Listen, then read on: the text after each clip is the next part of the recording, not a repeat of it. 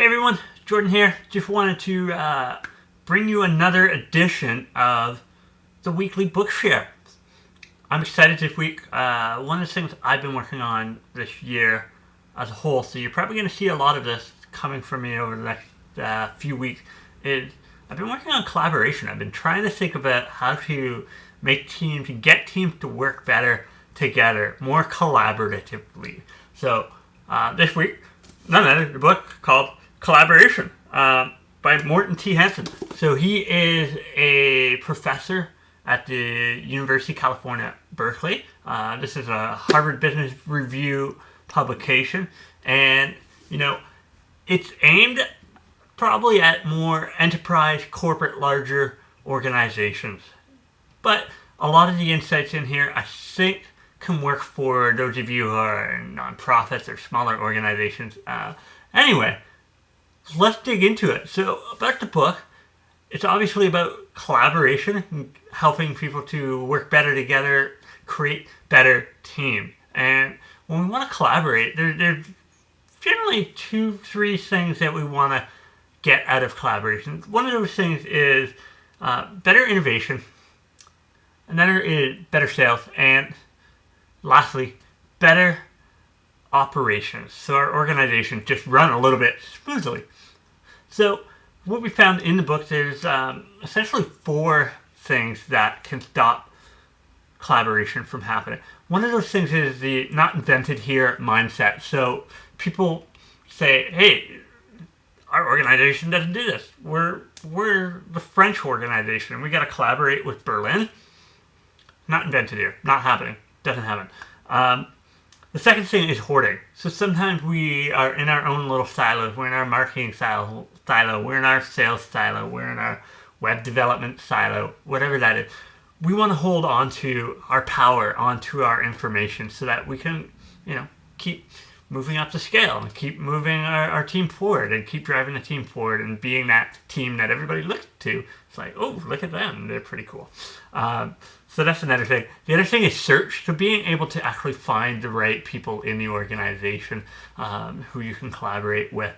And lastly is what we call transfer, knowledge transfer. So being able to transfer that knowledge across different parts of the organization. Sometimes this is just because of technical barriers. Like, for example, web team might have some different languages that they use, and that language may not transfer well over to, say, marketing. Marketing may not understand the language of web development. So in the book, Morten advises 3 solutions.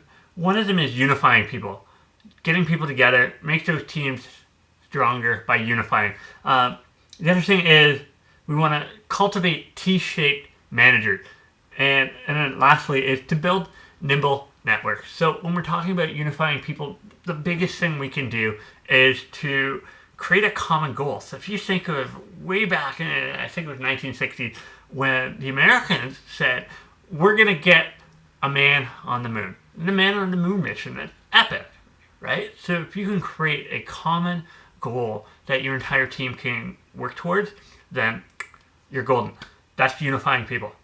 Building T-shaped managers. Now, this is really about making sure that your team is very good at their particular skill, whether it's web development or marketing, automation, or sales, or accounting, whatever it is. Making sure that your team is delivering what they're supposed to be delivering in their silo, but also making sure that they can find ways to connect with the rest of the organization. So marketing and sales is the perfect example. Those 2 guys need to really work together in order to really grow that organization. And to really make this happen, you have to do a couple things.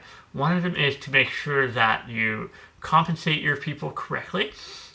Don't just compensate saying you're going to get compensation because the entire organization does well.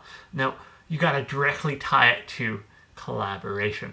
And the other thing to do is to make sure that you reward behaviors that are aligned with that T-shaped methodology. So you don't want lone stars And you don't want butterflies. In the book, they call butterflies people who are really good at networking, but don't necessarily deliver on the results that you need for your particular part of the organization.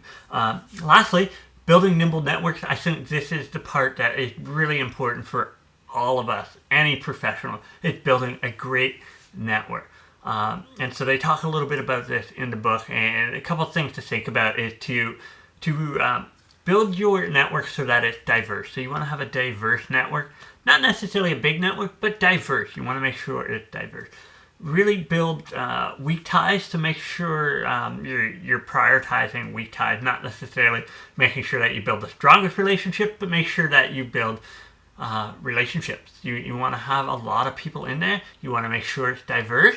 And remember, diverse over bigness for sure. And make sure that you build weaker ties versus strong ties. And that will really make your network effective, and you won't have to spend a ton of time on it.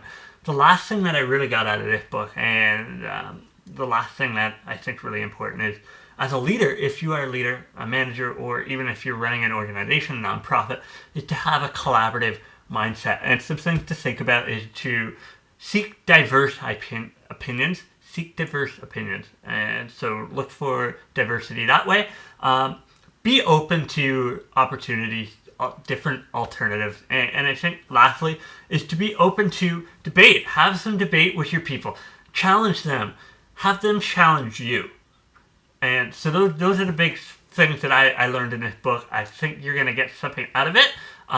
Again, I'm trying to focus these knowledge shares on giving you knowledge about the book so that you don't necessarily have to go read the book. But if you want to go read the book, do it. Reading is great nonetheless. So if you want, check it out. Collaboration. Until next week, have a great week. We'll see you soon. Bye-bye.